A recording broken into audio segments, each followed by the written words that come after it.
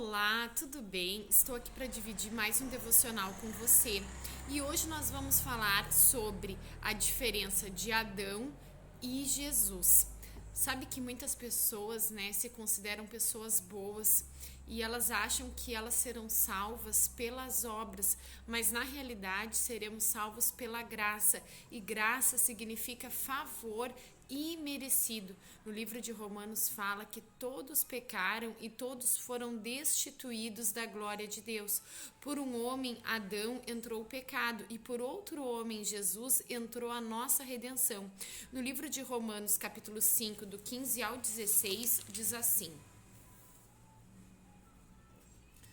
Mas há alguma grande diferença entre o pecado de Adão e a dádiva de Deus, pois o pecado de um único homem trouxe a morte para muitos. Ainda maior, porém, é a graça de Deus e a sua dádiva que veio sobre muitos por meio de um único homem, Jesus Cristo.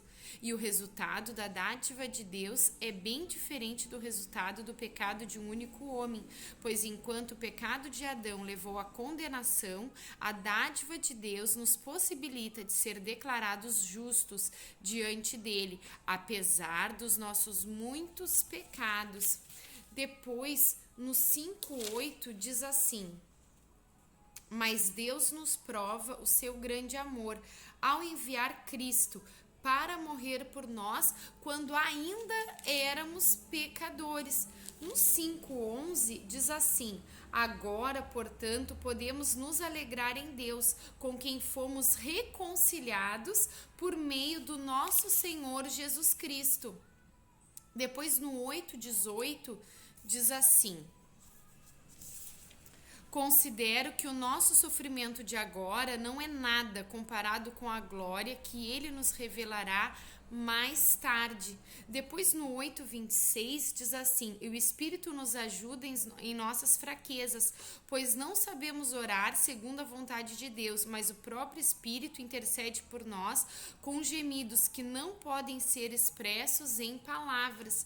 Depois, no 8:38 diz assim: Estou convencido de que nem a morte, nem a vida, nem os anjos e nem demônios, e nem o que existe hoje, e nem o que virá no futuro, e nem poderes, e nem altura e profundidade, nada em toda a criação jamais poderá nos separar do amor de Deus, revelado em Cristo nosso Senhor.